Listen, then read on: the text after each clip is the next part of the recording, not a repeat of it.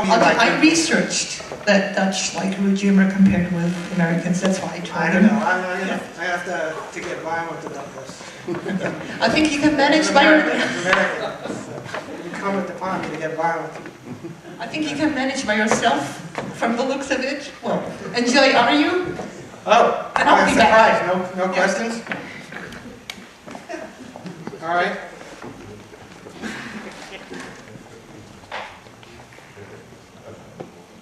So anyway, yeah, the last time I was here was 13 years ago, and certainly my culture in the United States of America, things were quite a bit more fun, quite a bit more optimistic 13 years ago than they are now, and that may be true here. Although people do seem to be pretty relaxed around here compared to America, a very stressful place. Actually, on the way here, I had some trouble getting my passport. That's a whole other story. But coming through the airport, they have a traveler's advisory warning from the State Department that says, "Tell everybody you're from Canada." Anyway, all the Americans, people come up to you and tell you they're from Canada. You know, they're actually from Kansas. You can blame them for the war. So. Monda 2000 grew out of science fiction, really. Well, I didn't really get an introduction that explained what Monda 2000 is. I was expecting that. Y'all, how many people here know Monda 2000? Okay, so some of you know. Anyway, in the early 1990s, we published what was called a cyberpunk magazine. That's what we referred to it. Right here is a copy of it, and actually there are some copies here that you can buy if you don't mind me making a little commercial here. But Monda was sort of the predecessor to Wired magazine, but a lot more anarchic, a lot more playful, a lot more ridiculous. I mean, there's the assumption that if you put a cover on something and squeeze a bunch of pages in between a cover, that what you do has to be journalism. And actually, it's just a medium. It's, you know, like any other object, video, film, whatever. You can do anything you want with it. And what Mondo did, and we really use this term, which is great for tonight, we really did think of it as science faction, a mix of science fiction and science fact. And we didn't always necessarily let our readers know which one it was. So if you were reading Mondo in the early 1990s, you got some things that were actually going on. You got the beginnings, not really the beginnings because it goes way back to DARPA and so forth in the late 70s, but you got the beginnings of a more popular internet, netted culture. And then you also had stuff like brain implants and, ideas about fully realized virtual realities where you could slip on goggles and actually go into computer spaces that you shared with people and so forth. And it was very hard to tell or distinguish what we were talking about, whether we were talking about fact or fiction. And we were very much influenced by science fiction. I think Bruce Sterling's statement in Mirror Shades was probably what really inspired us to do the magazine. I'm going to read it.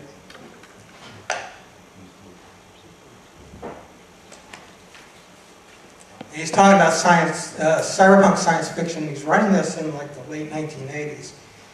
And it says, this integration has become our decade's crucial source of cultural energy. The work of the cyberpunks is paralleled through the 80s pop culture.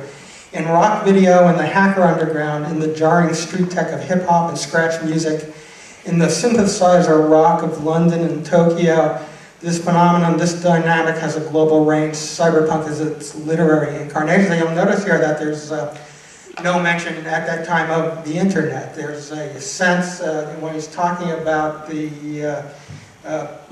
hip-hop, scratch music, there's a sense of the upcoming mashup culture, sort of syncretic culture of taking media materials and hacking them up and recombining them and so forth. But it's interesting that there's no mention of the internet.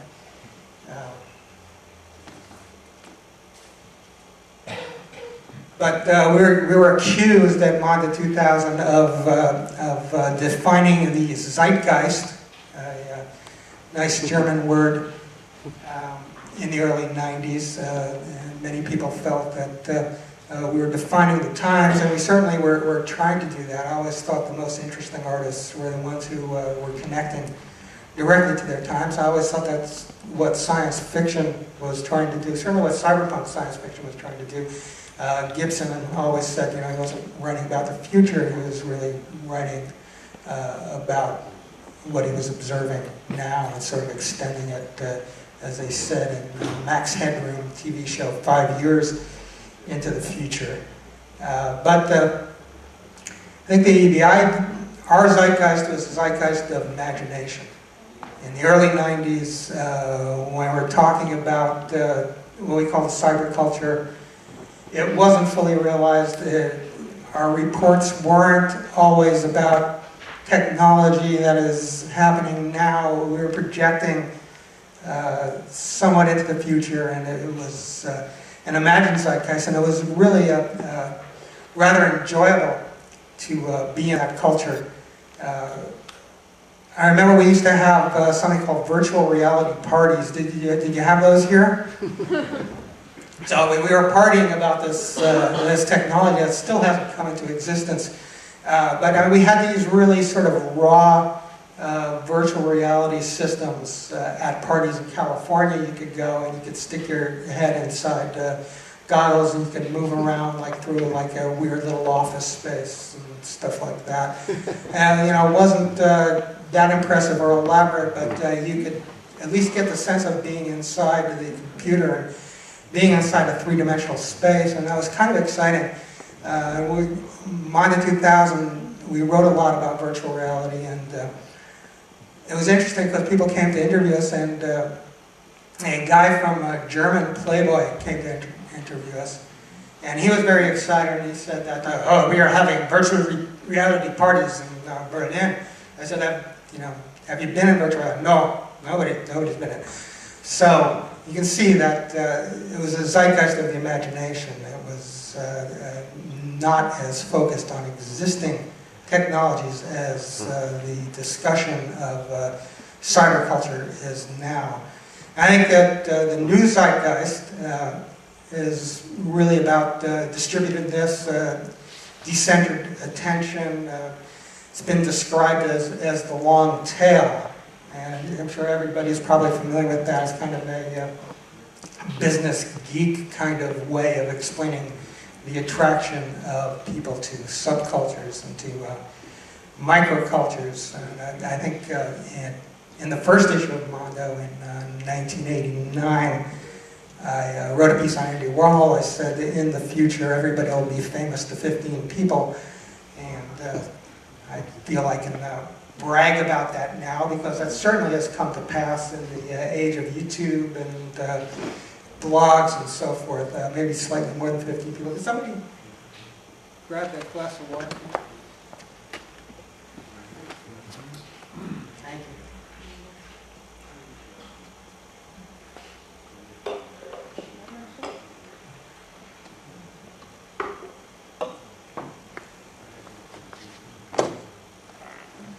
So anyway, the idea of a zeitgeist, we had a zeitgeist, or we were accused of being at the forefront of a zeitgeist in the early 90s, but the idea of a zeitgeist is that there's a popular culture, right? I mean, in order to have a zeitgeist, there has to be some shared sensibility. The hippies were a zeitgeist in the 60s. Punk was a zeitgeist in the 70s and so forth. The current geek zeitgeist, is sort of a shared reality among probably lots of the people who are here, among nerds, is really sort of killing the notion of a popular zeitgeist precisely because it is decentralizing media and it's decentering attention, and people are now involved again in microcultures and so forth. So people aren't paying attention to a single narrative, a single idea. We were excited. In the early 90s, we got the sense of movement and action and excitement that was really bequeathed to us by the cyberpunk writers. People like Rudy Rucker here, William Gibson, Bruce Sterling, John Shirley, as compared to, say, other writers, Arthur C. Clarke, Samuel Delany, and so forth, wonderful, wonderful visionary writers and so forth. The cyberpunks brought the sense of speed and density and compactedness. The idea that there could be a lot of information in a very small space was, which reflected the upcoming of nanotech, molecular technology, of obviously the microchips, LSD, obviously very compact, powerful technology in a very small space. The feeling of the speed of the music of the Ramones, which now probably seems like easy listening music to people, but at the time that was the vibe around that.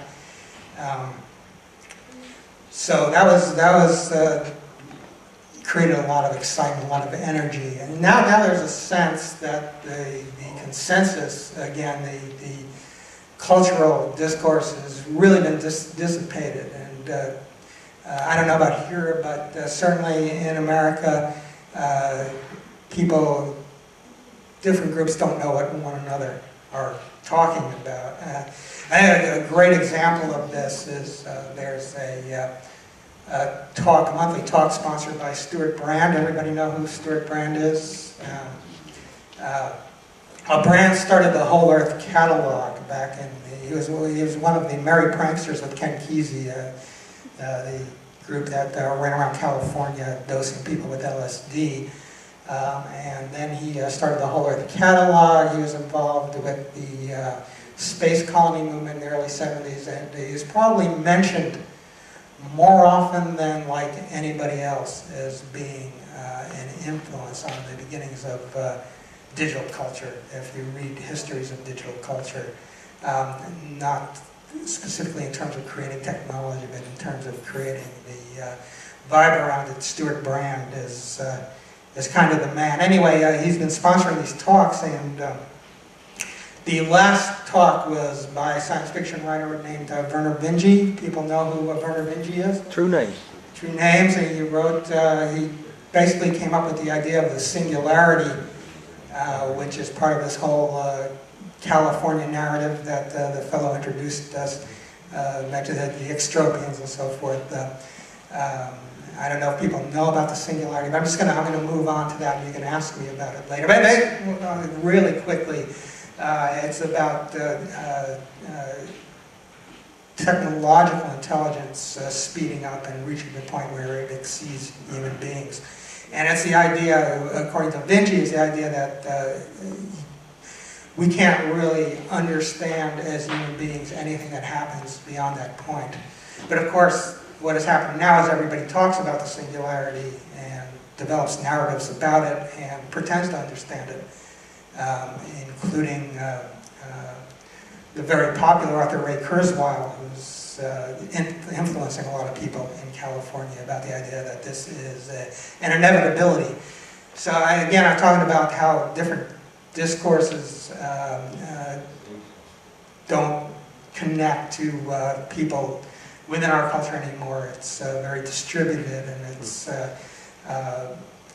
sort of subculture, microculture. It's interesting that Vernor Vinge gave this talk at the Stuart Brand sponsored lecture, and the theme was ways in which the singularity could not happen. And this is supposed to be a big stretch of the imagination. You have to understand that you can gather a hall quite a bit bigger than this. You can gather like 600 people in San Francisco to sit in these chairs and listen to somebody talk about ways in which this thing, the singularity, might not happen, as though it's a real stretch of the imagination. So this is how much people have accepted that it will happen, that he had to come out and explain. this really wacky notion that it might not happen. Now there are also versions of the singularity. There's also very popular in California is the sort of spiritual psychedelic meets technology version of the singularity, where somehow we're headed towards an omega point, at which point we enter sort of a platonic reality. The external and the internal, in some sense, change places. And for some people, this is supposed to happen in the year 2012. I can only guarantee you that Americans may stop talking about Anna Nicole Smith by 2012. I'm not too sure about whether it will be a singularity. Another example of the distinction between cultures in America, microcultures, is you have a culture of New Age people in America who really believe everything. 9/11 conspiracy theories, you can't really hang out with them without believing in that, without taking a lot of abuse. UFOs, psychic phenomena, obviously, the Taoist master who has been living in Tibet for 900 years on his own urine. And they're contrasted by the skeptics who believe in absolutely nothing that sounds weird to them and won't hear of any possibility that some of these things might be true. And in order to be part of a skeptic society, you have to dismiss any evidence of anything weird, anything that they've labeled as weird happening, or you will no longer be part of that tribe. So it's another example of just hundreds of microcultures that exist in America now. But I think there is a geek zeitgeist in America. It's best reflected by the science fiction of Cory Doctorow. People know Cory Doctorow here? I was surprised because Cory has got all the rave in America right now. He's the man, one of the main people behind Boing Boing, which is basically the most popular blog in the world. He's written several novels, one called Down and Out in the Magic Kingdom, about an advanced sort of autonomous Disneyland. But anyway, let me give you a few examples of what I think are the aspects of the new tech zeitgeist. Peer-to-peer file sharing, obviously, is one aspect of this discourse. Open source, and open source being broadly interpreted, deep open source, which is not just access to codes, but the ability to change codes, and the idea that the idea of open source has been extended beyond software. It's been extended into the realm of problem solving. You have a website that Bruce Sterling probably mentioned when he was here, worldchanging.com. Which is sort of a collective open source discussion of how to solve real problems in the world, particularly global warming. So you have that process going on. And you have open source biotech projects, open source nanotech projects. People have suggested open source religion. So that Douglas Rushkoff, for instance, wrote a book on open source Judaism. So rather than just accepting what has been handed down, you can go in, you have permission, there's really no God per se that wrote the Bible. It's really just, this language code for you to play around with. So you can go into Judaism or Christianity or Islam or, I hesitate to say, but any code that you want, and you can rewrite it to develop your own spirituality or your own sense of the world. I think the one thing that's missing from the open source world is open source capital. We all know that money is issued by lending institutions, or maybe we don't know. We know that there's really no bottom line for capital in the world today, and it's really problematic, obviously, when states tell us they're running out of money. There's really actually no such thing as money. So there should be, I think there is, an upcoming interest in the idea that capital itself can become open source, and there can be different forms of capital, different kinds of distribution. And one leading the way in this is Linden Labs. People here are familiar with Second Life, perhaps, sort of online community where people are exchanging real money, people are exchanging Linden Labs money. It's sort of all gotten integrated and complex and hard to tax, and it seems like it might be leading the way towards a future where different forms of currency might confuse the idea of scarcity. And what we hope to do, some of us, is enter a post-scarcity world. Obviously, there are certain things that are scarce, like energy and water, but I think most of us, people living in Amsterdam, people living in San Francisco, nobody is really producing anything or doing anything useful. We're all just blabbing and making media, and in America we have to hustle terribly to make money at it. So I think in some sense we're all already in a ludic culture of play.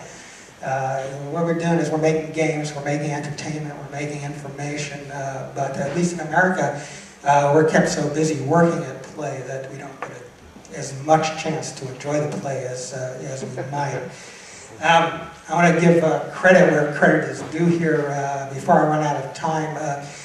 I think when I look back at Monda 2000, the early 1990s, a lot of the memes that we were playing with then, virtual reality particularly, did not come to fruition in the way that we talked about it. I want to give credit to Richard Stallman, who started the Free Software Foundation, who really helped to define the part of the world that we're talking about that has worked.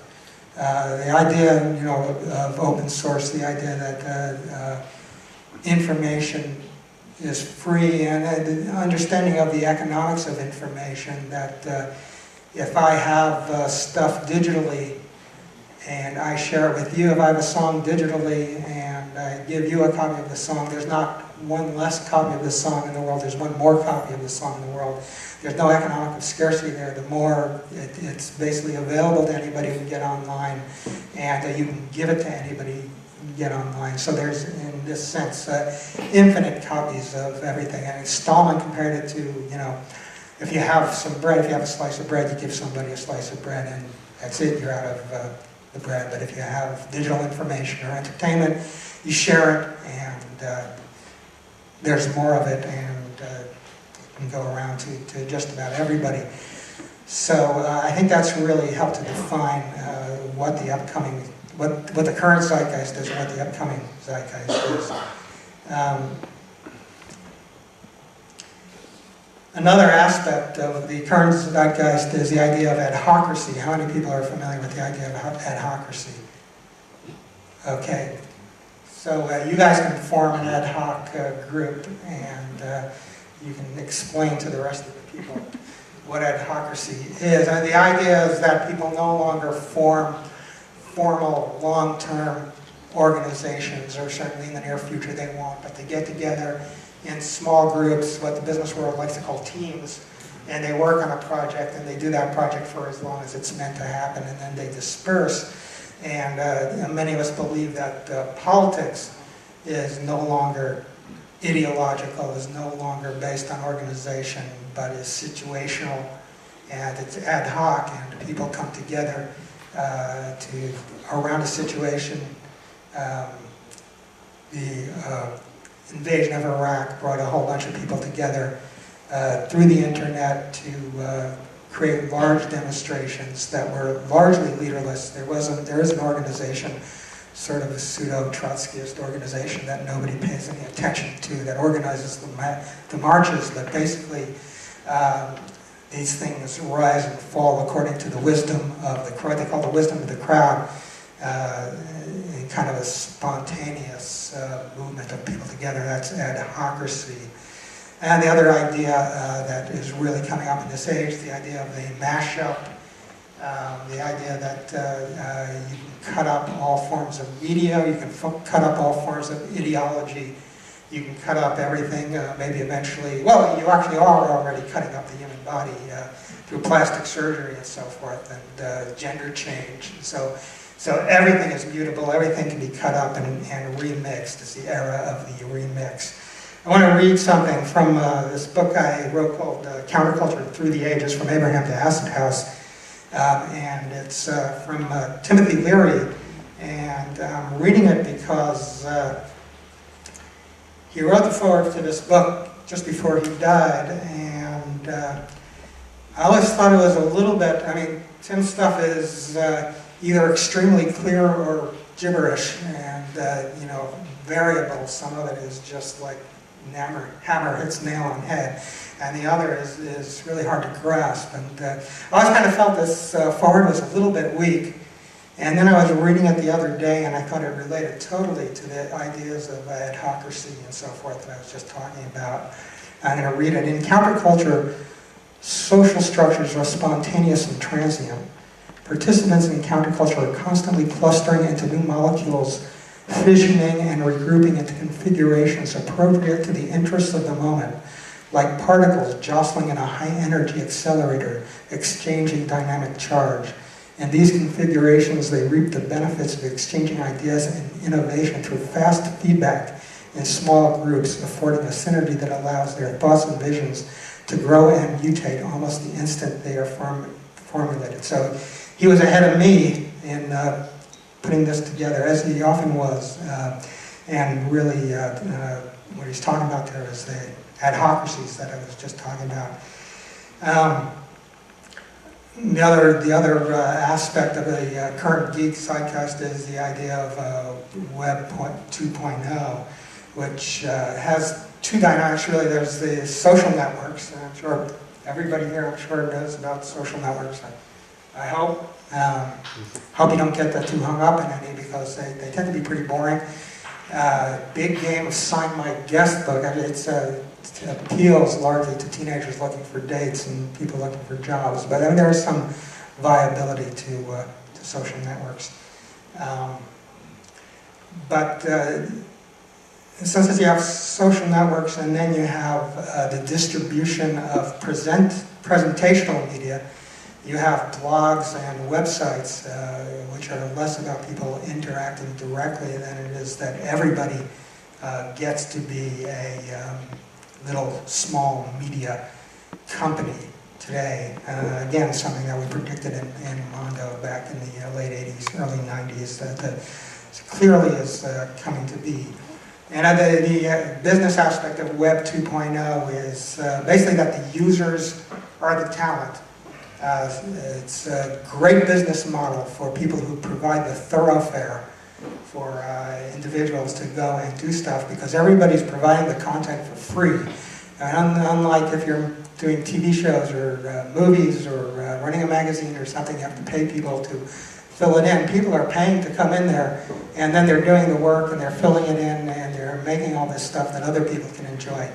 And they're doing it for free, and that's the upcoming business model, really, of our new world. And so that's sort of the discourse of nerds circa 2007. I'm sure maybe I left a few things out, and if you can tell me later on if there's anything I've forgotten. How much time do I have? Because I was going to go into... To wrap it up. Yeah, to round up. Okay, all right, well, I was going to go into the singularity, but or rather transhumanism, but maybe we'll talk about that in our discussion later on. I'm going to close with a reading from my new book, True Mutations, Interviews on the Edge of Science, Technology, and Consciousness. You'll have to pardon me, I am a bit jet-lagged. I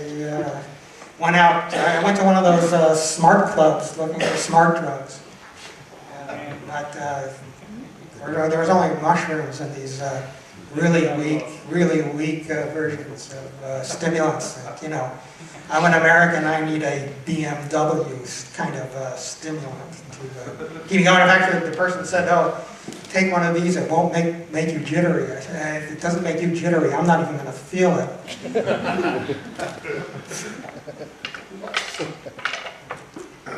All right, so this is a quote from the book that I'll end with.